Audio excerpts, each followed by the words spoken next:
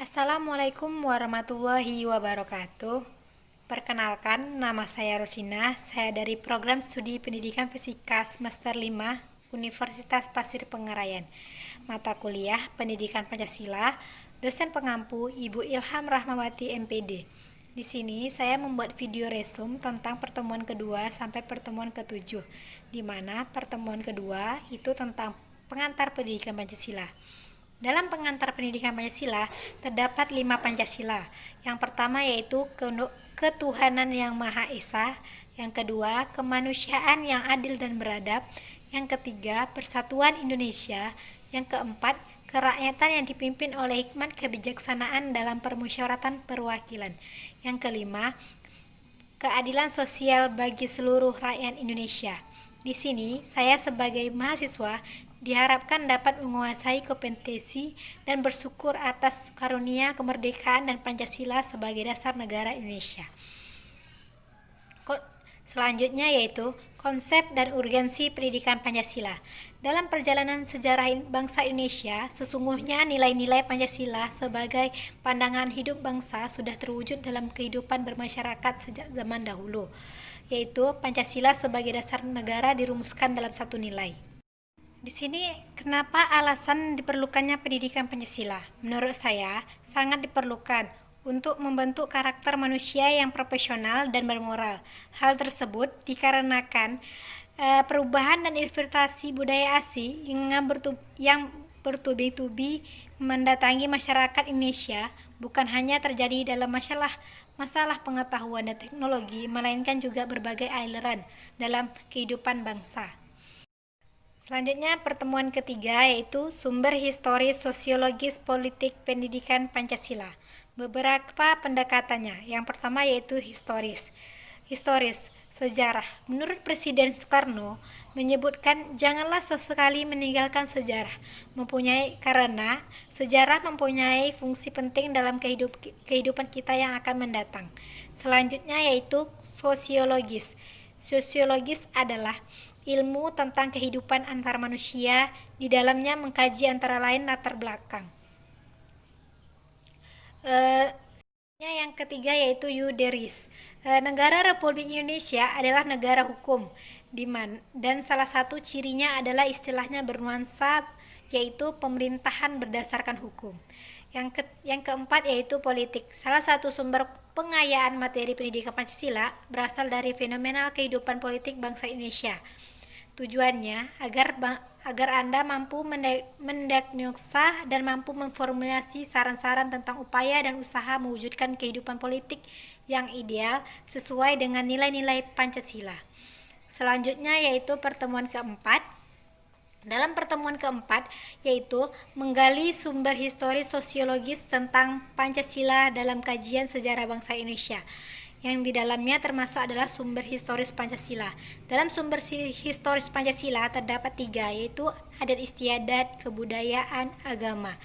Selanjutnya yaitu sumber sosiologis Pancasila, yaitu yang terdapat di dalamnya itu gotong royong, toleransi.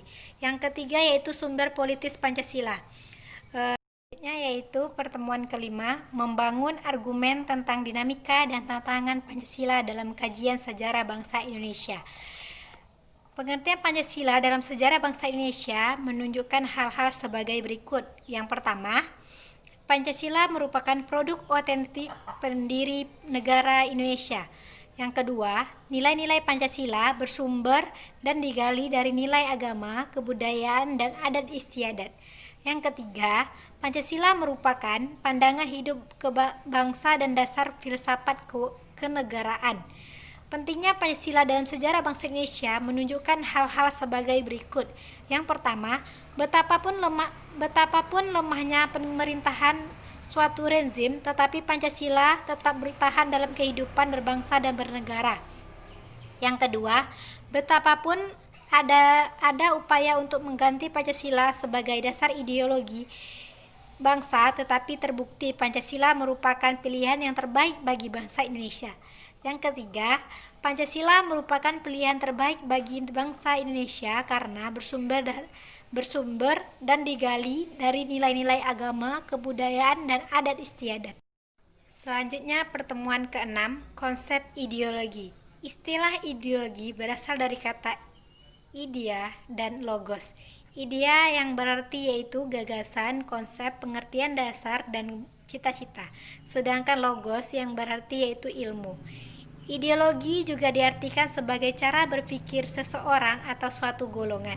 Martin Seligger lebih lanjut menjelaskan bahwa ideologi sebagai sistem kepercayaan didasarkan pada dua hal, yaitu ideologi fundamental dan ideologi operatif. Ideologi fundamental adalah meletakkan preskripsi moral pada posisi sentral yang didukung oleh beberapa unsur yang meliputi deskripsi, analisis, preskripsi, teknis, pelaksanaan, dan penolakan.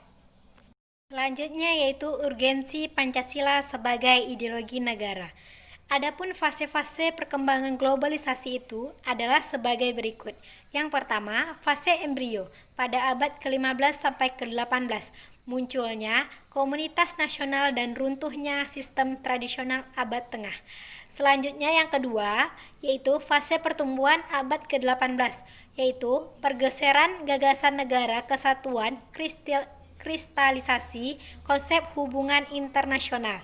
Yang ketiga yaitu fase take off pada tahun 1870 sampai 1920, diterimanya konsep baru tentang negara dan kebangsaan.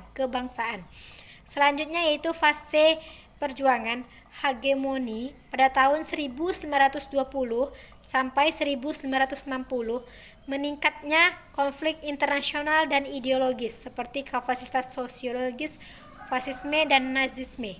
Selanjutnya yaitu fase ketidakpastian. Pada tahun 1960 sampai 1990 munculnya gagasan dunia ketiga. Selanjutnya yaitu fase kebudayaan global. Fase ini dilandasi oleh perubahan radikal di Eropa Timur dan Universiat. Runtuhnya dominasi komunisme di beberapa negara. Selanjutnya yaitu kajian ideologi Pancasila. Dalam kajian ideologi Pancasila terdapat unsur ateisme, unsur individualisme, unsur kapitalisme, dan selanjutnya yaitu konsep terorisme dan narkoba. Terorisme merupakan ancaman terbesar keberlangsungan hidup bangsa Indonesia dan ideologi negara Indonesia.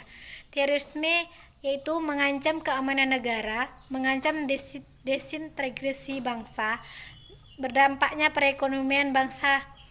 Selanjutnya yaitu narkoba. Narkoba tersebut bisa merusak masa depan bangsa, merusak ideologi bangsa, merugikan sistem ekonomi bangsa.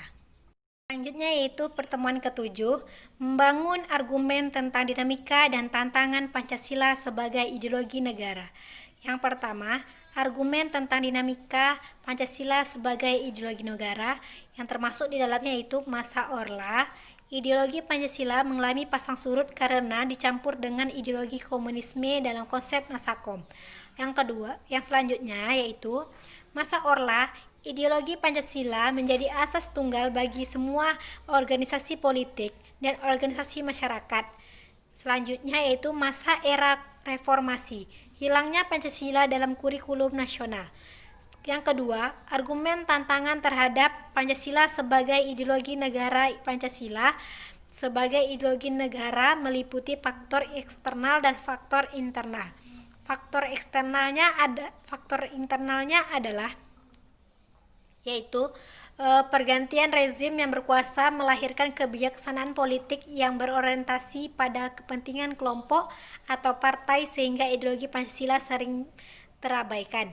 Yang kedua, penyalahgunaan kekuasaan atau korupsi. Selanjutnya yaitu faktor eksternal. Pengaruhnya ideologi Pancasila antara lain negara-negara superpower. Yang kedua, menguatnya isu kebudayaan global. Yang ketiga, meningkatnya kebutuhan dunia akibat pertambahannya penduduk dan kemajuan teknologi. Selanjutnya yaitu mendeskripsi esensi dan urgensi Pancasila sebagai ideologi negara. Hakikat Pancasila sebagai ideologi negara, ada 3 dimensi hakikat Pancasila tersebut, yaitu dimensi realitas, dimensi idealitas, dan dimensi fleksibilitas. Yang kedua yaitu urgensi Pancasila sebagai ideologi negara. Beberapa peran konkret Pancasila sebagai ideologi meliputi hal-hal sebagai berikut. Yang pertama, ideologi negara sebagai penuntun warga negara. Yang kedua, ideologi negara sebagai penolakan terhadap nilai-nilai yang tidak sesuai dengan sila-sila Pancasila. Itu saja yang dapat saya sampaikan. Saya tutup. Apabila terdapat kekurangan dan kelebihan, saya mohon diberi maaf.